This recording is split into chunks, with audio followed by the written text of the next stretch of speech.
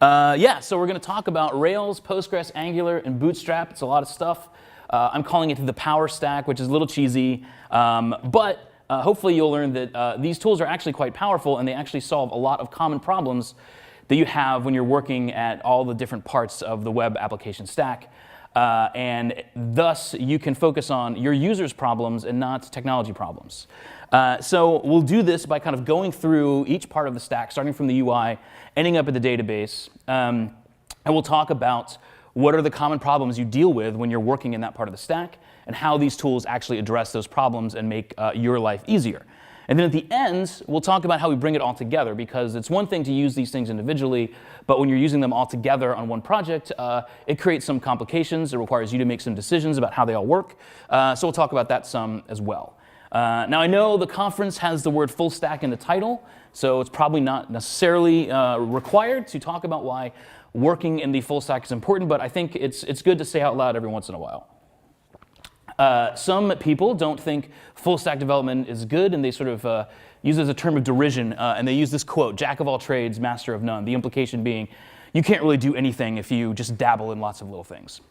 Well, I actually like the lesser known complete quote, which is "Jack of all trades, master of none, oftentimes better than master of one," right? It kind of switches it around.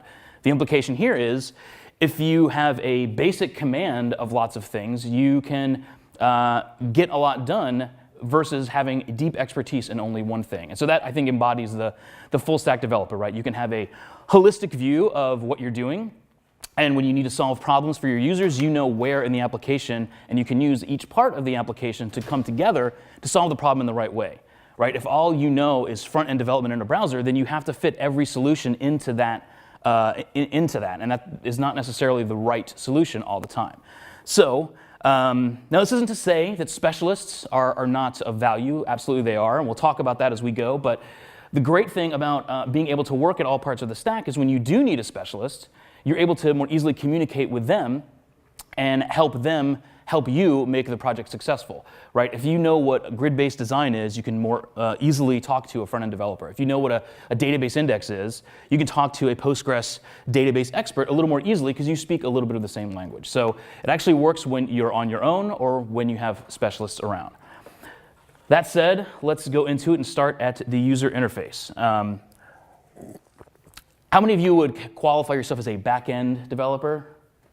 Okay, I am the same way. This part terrifies me. I thought that the way to do design was to meditate until a divine being inhabited me and then output a beautiful design. And so all I had to do was learn how to commune with these divine beings, and that's how design would happen.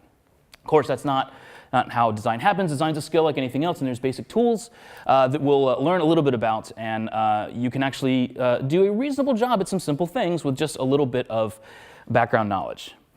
Because what we're trying to do here is we're trying to figure out, like, how should the application work? What should it look like? And that can be hard to do.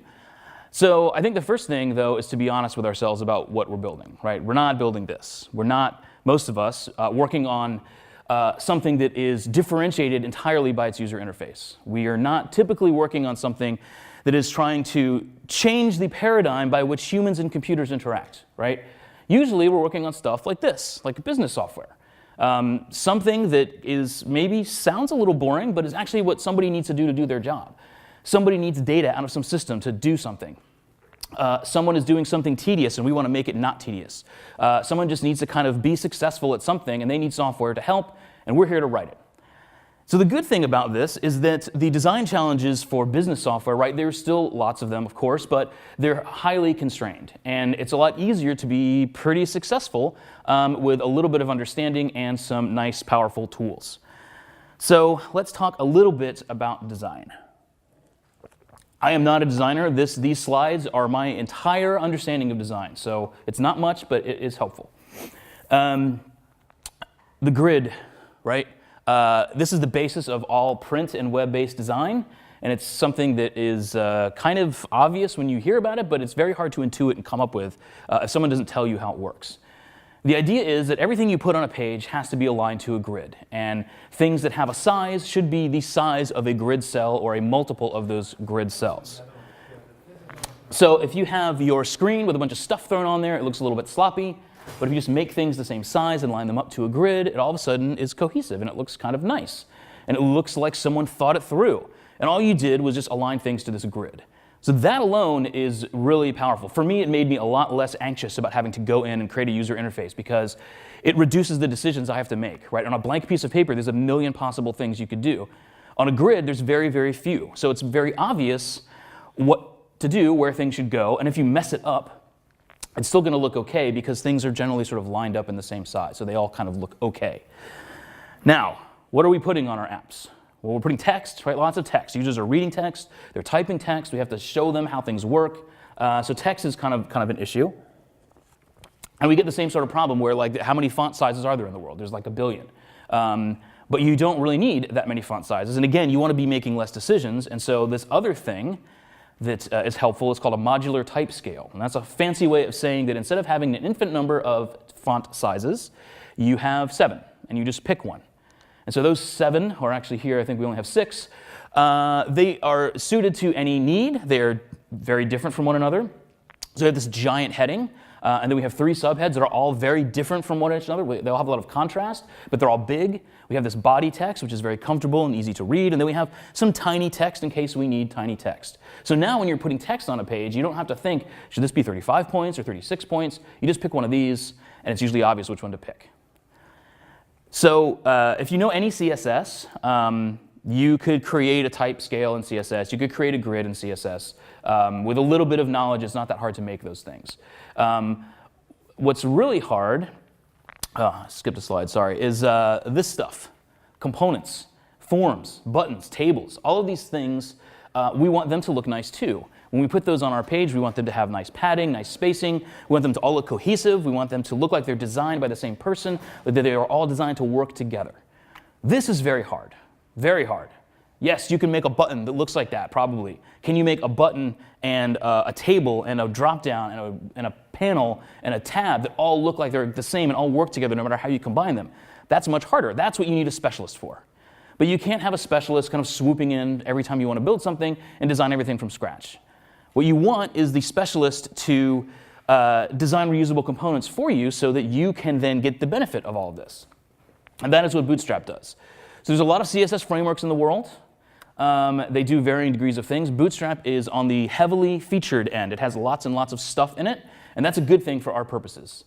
So this was created by Twitter to allow their non-designer engineers to create tools to help Twitter run Twitter in a way that did not require a designer to have to be involved in every single screen that was built. And so the result is you can take the tools that Bootstrap gives you and you can create a user interface that looks pretty good. Doesn't look amazing, you're not going to be a great designer, but it's going to look pretty good and it's going to solve a lot of your common problems. So it has a grid and a type scale built in. And this is a little bit of a flavor of how it works. So a lot of how Bootstrap works is using divs that have classes on them, and you apply those divs and classes judiciously, and that will bring forth the styling that makes everything look nice. Divs, of course, being semantically meaningless, are just the right thing for handling layout and things like that. So this, this grid is like this 12-column grid, so that's like the most granular that you get.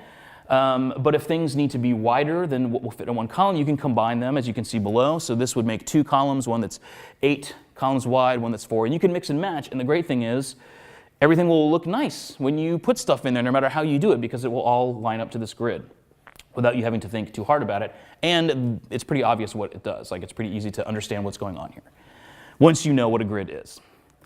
Now, where it really shines is when you have to style all of these various components. So here we have a login form way at the top, rendered by the browser. It looks like crap, like all forms rendered by a browser look. And we've got all of our markup here, the semantically minimal markup needed to create this form. So you write that, you have your login form, and then with Bootstrap, you just apply a bunch of divs, again, semantically meaningless, with a bunch of classes that control the output. And you can see way up there, looks pretty darn nice.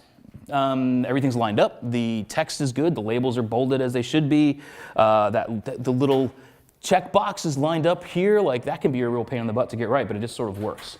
You didn't have to really change the semantic part of your markup, you just added stuff to it to take care of this.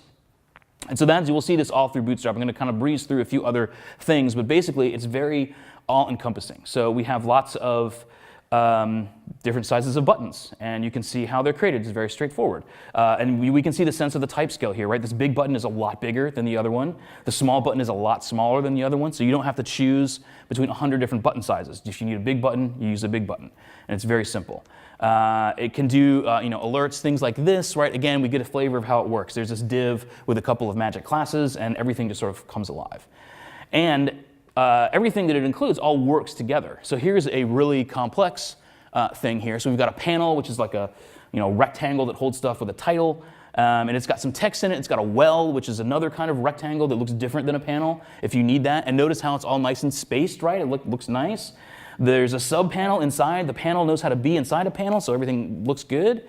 We have buttons. We can give icons to them if we wanted to use icons. The disabled state, right? All of this stuff is sort of included. So when you're facing design user interface challenges, you can reach to a pretty large tool set and find some pretty reasonable solutions and put them together without writing any CSS.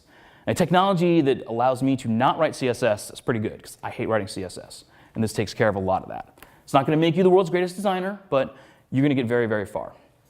Now, of course, our user interfaces, right, they can't just be static. It's no longer acceptable to have every single link that you click refresh the entire page.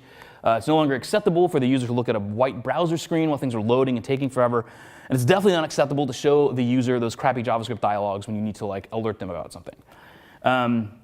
Further, the browser supports a lot of really complex interactions. It enables a lot of things that we could use if it were easy. And that might make our users even more successful at what they're doing than a kind of static, old school page. So we want to be able to take advantage of some level of interaction design, because that might be the thing that helps our users really get their work done, or generally just kind of be successful. So the browser's API for this is a very low-level JavaScript API. They all support this. jQuery, as you hopefully know, but if you don't, it is a wrapper around this API that makes it a little easier to deal with. But it's very, very low level. Basically, what these are doing is they are requiring you to locate DOM elements and then either manipulate those DOM elements or attach event handlers to those DOM elements, right? Super low level. And that's not really the level that you're thinking about when you're trying to think about how to solve a user's problem, right? So here, right, this is just a little jQuery. Find me a DOM element with this magic class on it, and then inside there, give me this thing that has this data attribute, and whenever someone clicks that thing, I want to run this function. It's great you can do that, but that's not the right level. You need to be thinking at a higher level of abstraction, right? So this is what you need to be thinking about. Now, this code is not real, but this is kind of demonstrating where your brain should be when you're solving these problems. What is the component I need to have, and how should it behave? I've got a dialog. It has a title, a dismiss button, and a confirmation button. And when the dialog is confirmed, I want to run some code. That's more of the level you want to be thinking about. So what happens is when you start working in the front end, in the interaction design, it gets really, really messy really fast.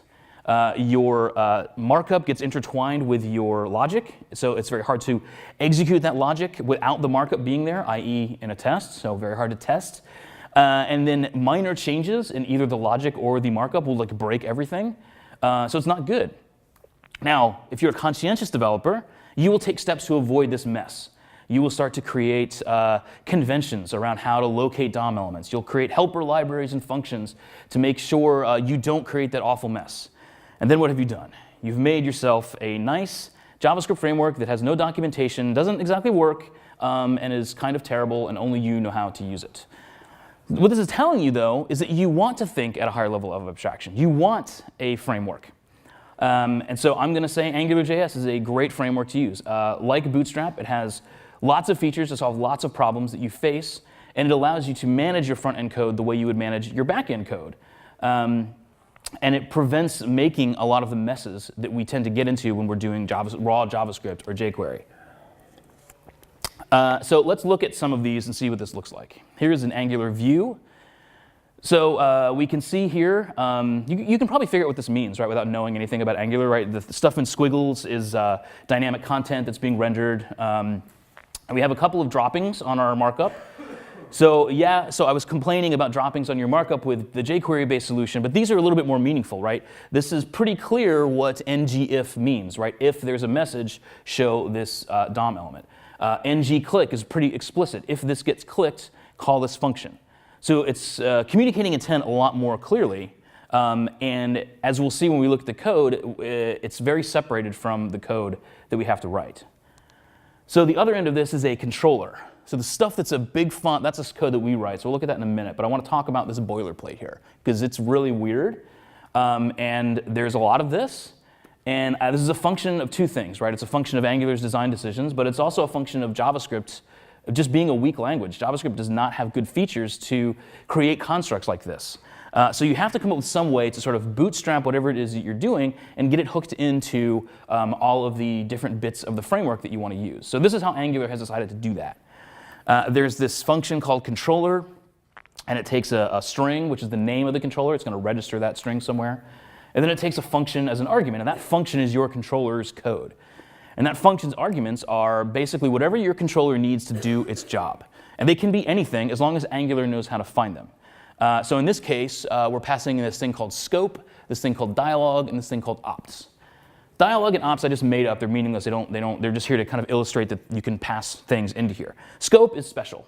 Scope is the way in which we tell Angular what data we want to make available to the view. So we're opting in to exposing data to the view in a very explicit way. So it's very easy to figure out what we're sending to the view and easy to control. So at runtime, this function will be called. Angular will pass in those three arguments, and then our code will execute. And if you look at our code, it's pretty straightforward. There's nothing really special about it. We're just using things that are regular JavaScript objects. We don't have to wrap them in anything or call any weird methods on them. It's all just pretty normal looking stuff. What you'll also notice is that this has nothing to do with our markup. We could make radical changes to our markup, and this code will still work. In fact, we can execute this code without any markup at all, which means we can test it, which means we can do TDD to write this code if we so choose. That is very difficult to do with the big mess of jQuery. So that's nice. I like that already. That's pretty good. Let's see a few more things. So here's how we're making an AJAX call. So right, our front end needs to talk to a back end in some fashion. So Angular has this thing called resource, and it takes a template of a URL, and it handles making AJAX calls to the back end for you. So you give it this URL, and so this object that it returns, user, that has a bunch of functions on it, one of which can list the users, so it would get /users. There's one called create, which will create a user. It will post to /users. Or the one that we're using here, which is get. So this will get /users /1234 from the back end. And you can see that the result of that, we're exposing that to the front end, or to the template via the scope. So we're expecting this user thing, scope.user, to be some sort of model object that we're going to use to render our view. So what's missing from this, right? There's no callbacks. So what's really happening is that the thing that comes back from user.get is a promise. If you don't know what a promise is, it's basically a construct that encapsulates code that is currently executing in some other process or thread or somehow asynchronously from where your code is running. If you do this stuff in jQuery, you've got to give it all these callback functions, and the promise sort of eliminates that. Now, promise is not special to Angular. You can use a promise library anytime you want. But what Angular does is it knows about the fact that it is using a promise to make it easy to deal with the view. So here's the view. And we're treating user as a regular object, right? Show me the name, show me the email, iterate through the recent logins, and show me the date and IP address of those logins. So when this first gets rendered, right, user is a promise, which means the AJAX call is still happening, which means we haven't gotten the data that we want to display from the server. So Angular knows this, and it's not going to blow up or freak out or do anything like that. It's just going to not render any of the dynamic bits. And then when the AJAX call completes and the promise becomes fulfilled, as they say, then it will re-render the view and display anything that it got back from the server. So that's pretty cool, and it basically means that we can write our code really imperatively, so it's very clear what the intent is. The order of things makes a lot of sense. We don't have to deal with callback hell, which you can get into, and it's very nice. You can think at that higher level of abstraction, which is good. So another problem in the front end is how to maintain the complexity of the code that we're writing. So this is our controller from before. Let's say we want to extract this logic here. You want to do this all the time, right? As things get complex, you want to extract them to make them simple. Things might be reusable, so you want to extract them so you can reuse them in some other context. So Angular has a way to do this too. It's called services, and basically it works kind of like it would in a back-end language. we declare a service. And again, there's a little bit of this weird boilerplate, but you get used to it and you don't have to deal with it all that often. So we're saying, give me a service called custom confirmation, and here's the function that's going to return that service. And that function, we can see, returns an object that has one key called confirm that maps to a function that contains the code we are trying to extract. And then we can tell Angular that our controller now requires access to the service. Via the name, Angular will know what we mean, go find it, pass it in, and then we can call it. So we successfully extracted some code, and we can test that code separately if we want to. Again, just like you would with any of your back-end code. So you can manage it much the same way, which is really great because that means when you're switching from the back-end to the front end, you don't have to make as much of a mental shift in how you're thinking about how to structure and manage your code, which allows you to think more about the problems you're solving for your user and less about plumbing. Now, none of the things that I've demonstrated are particularly unique to Angular. Lots of other frameworks have stuff like this. They all have their own way of doing it, and they're all perfectly fine. But Angular does have one feature that the others don't, which is that it is very, very popular. Now, I'm not going to say popularity is the way to choose technology, but it is a piece of how you should choose technology. You should ignore popularity at your own peril. Why? Because there's a ton of resources out there. There's a ton of people who have been through it. There's a ton of documentation to figure out how to use this thing. There's a lot of best practices to tell you the things the framework doesn't do, how should you use the framework. All of that stuff is around. Further, you're not going to find systemic design flaws in the framework. Someone else who is an early adopter, they found those flaws and they've been fixed. Not saying it's bug-free, but major show-stopping problems are likely not going to be found by you using a popular framework. So again, not the only thing you should do, but we'll see later how popularity can sort of be a force multiplier when combining technologies together. So that said, we have a back end to get to. So that is, I would say the back end is usually two pieces, right? There's the database, which we'll talk about in a moment, and then there's everything else, which I'm going to call middleware, because it's in the middle of the UI and the database. And it's software, and I know this term is like super enterprisey and kind of lame, but it's descriptive, so it has that going for it. So the middleware is a source of great, great complexity. There's a lot going on there. The middleware has to do a lot of things, and this creates lots of problems for us when we're implementing the business logic. So here is a list of some of the things that middleware has to do. We're talking about a web-based application. So it's going to parse HTTP, extract the parameters out of it, extract the headers, figure out the cookies, figure out from the URL which code needs to be called, call that code, figure out what that code produced, turn that into a response, set all the headers and cookies and all that stuff again, and send that to the client. That's part of it. It's got to deal with packaging your assets. How are you going to manage your CSS and JavaScript and images? How are you going to access your database? How are you going to manage your database schema? How are you going to handle runtime configuration and deployment? How are you going to run your tests? So all that has to happen in the middleware, and whatever middleware package you use has to have some sort of solution for this, or you have to build it yourself. And that's not to even think about your code, right? Your code also has to live in here, and your code is going to be complex as well. So when you're dealing with the middleware, there's kind of two main problem areas. The first is plumbing, which is all of that stuff that I went through. Right? You really shouldn't be spending your time thinking about how to route URLs. That's time you should be spending thinking about your users. I worked on a project for a couple of years that used Spring MVC. I don't know if anyone's heard of it. It's a Java-based web framework. And Spring MVC has a lot of plumbing. It's kind of like going to a hardware store. There's lots of stuff, and it's all great, but there's no one there to tell you how to put it together. So what happens is you have to create a lot of conventions around how we're going to use the framework. How are we going to hook up the plumbing?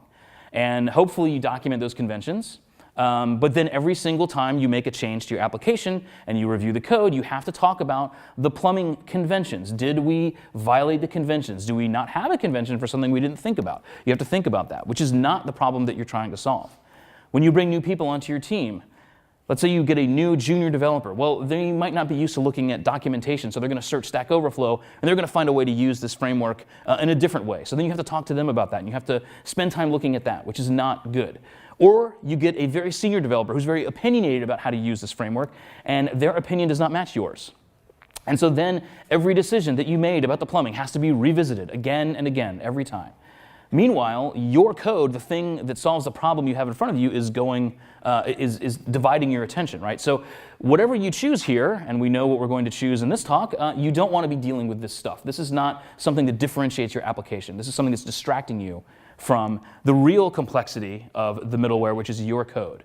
Right? Whatever it is that you're doing, it will reflect the complexity of the business domain that you're working in. Whatever problem you're trying to solve for your users is going to have some complexity to it, and that complexity is going to be reflected in your code. And you want to keep that complexity as minimal as possible.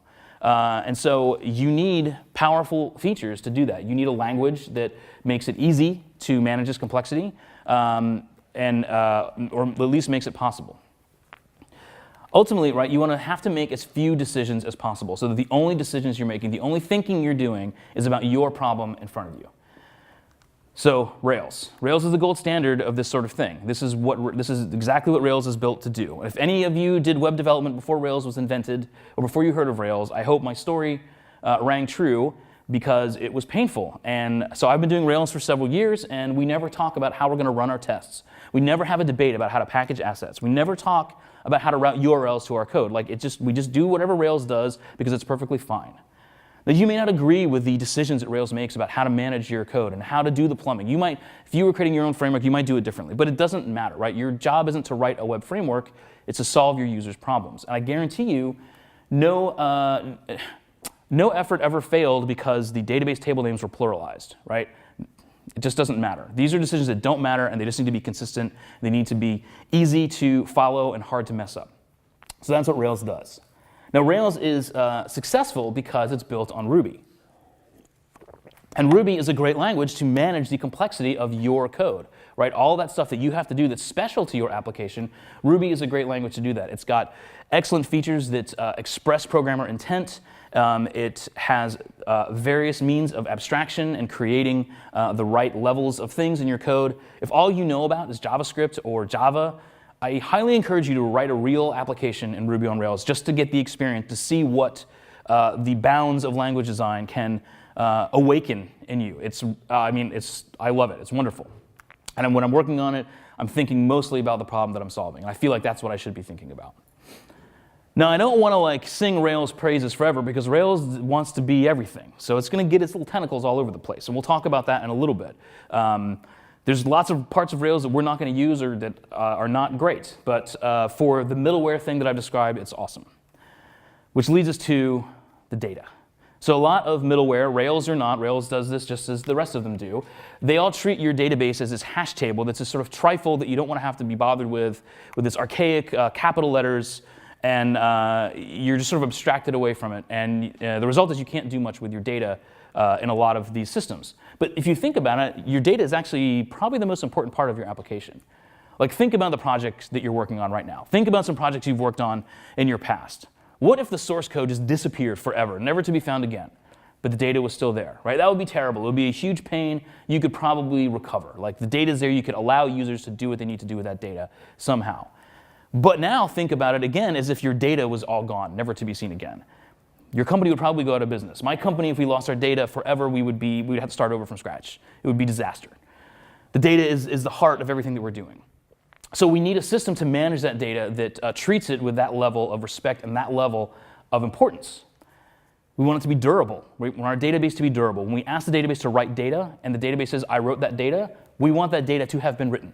That seems obvious, but some databases don't do that. We want our database to have integrity, right? We want to say, if I put data into the database, it should come out the way I put it in. If I tell the database, this is what good data is and this is what bad data is, it should prevent me from putting bad data into the database. The more I can tell the database what good data is, the better.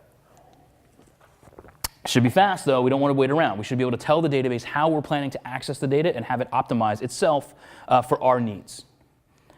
We also want it to have features to allow us to model our data, right?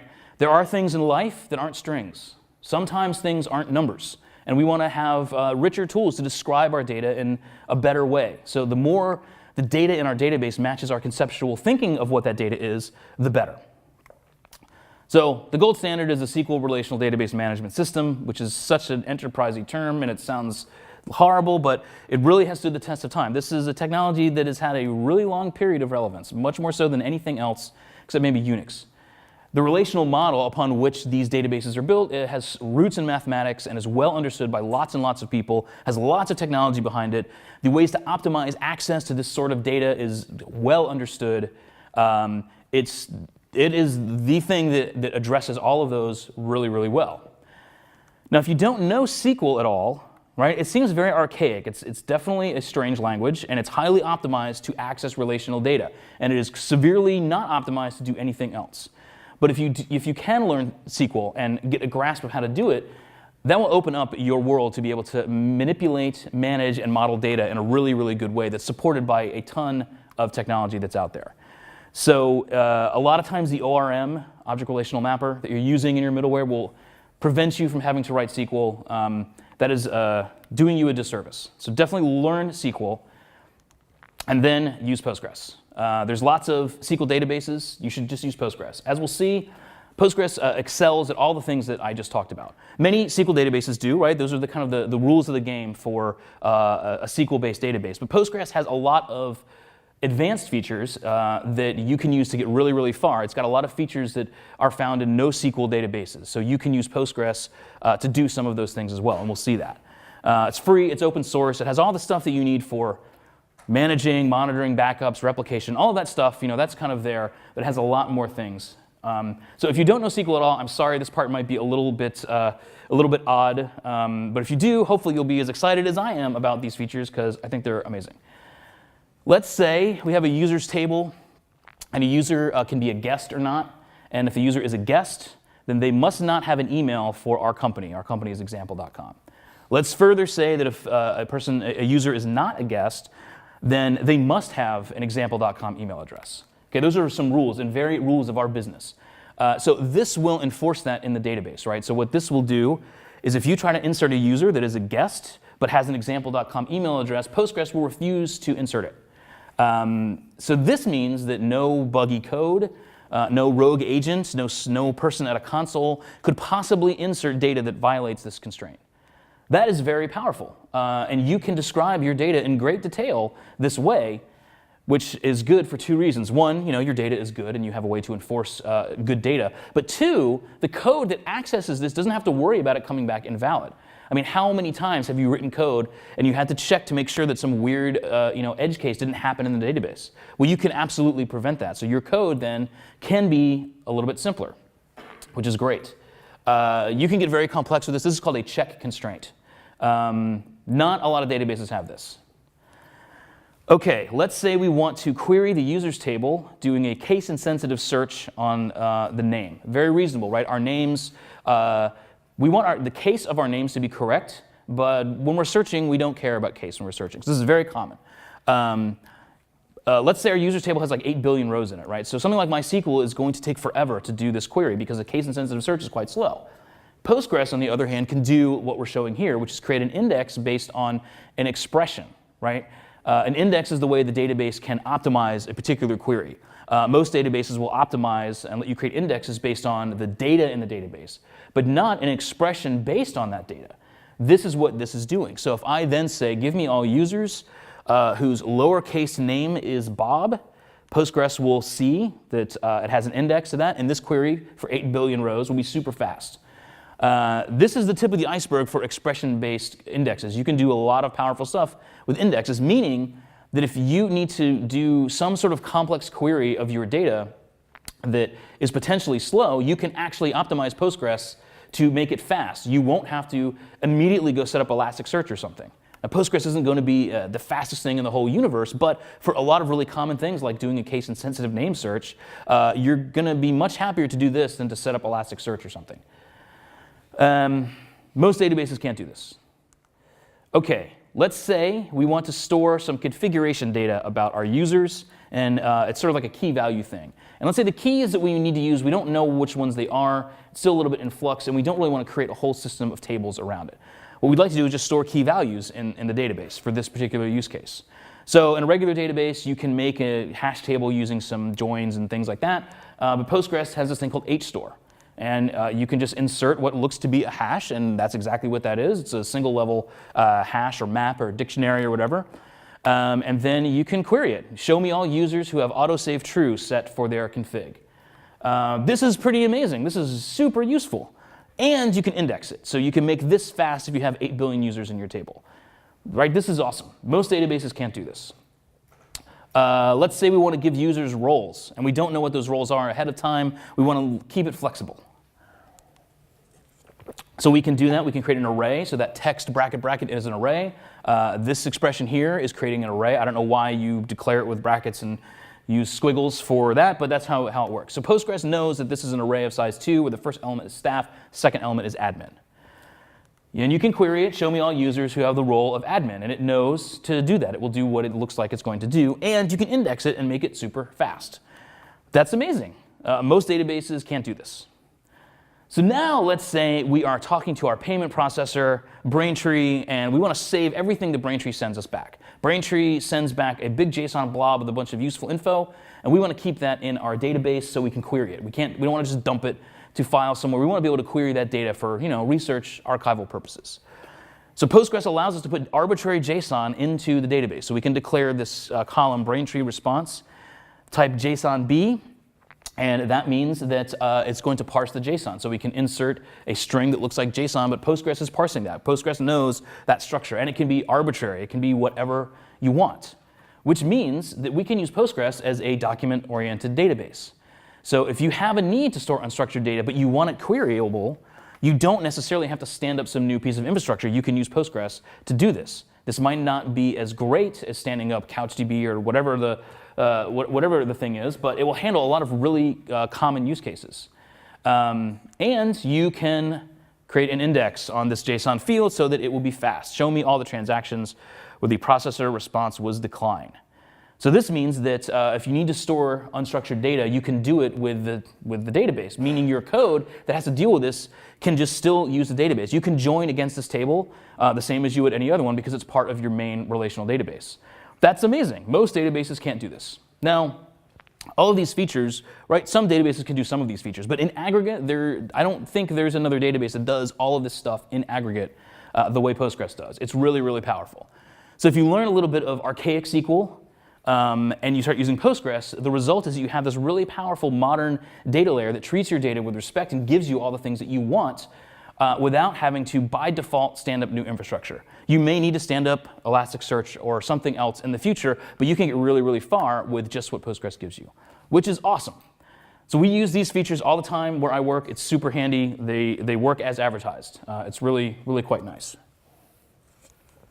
OK, so we've talked about all of these 4 technologies kind of separate from one another. So what do we need to think about when we're using them together? So this is why it's advantageous to have this holistic view of your application and not just be totally focused on one part of the stack, because it allows you to view solutions across the entire stack, which allows you to be honest about the weaknesses of these tools. Right? I've shown you a very small part of the features that these tools have. Some of the things I've omitted are cool and I just didn't have time, but some of them are terrible and you shouldn't use. And that's okay. Just because a tool has a bad feature doesn't mean its good features can't be used. So let's do a few examples. So Bootstrap has this thing. It has these components that use Bootstrap styles, but it requires JavaScript. They're a little more interactive. It uses jQuery.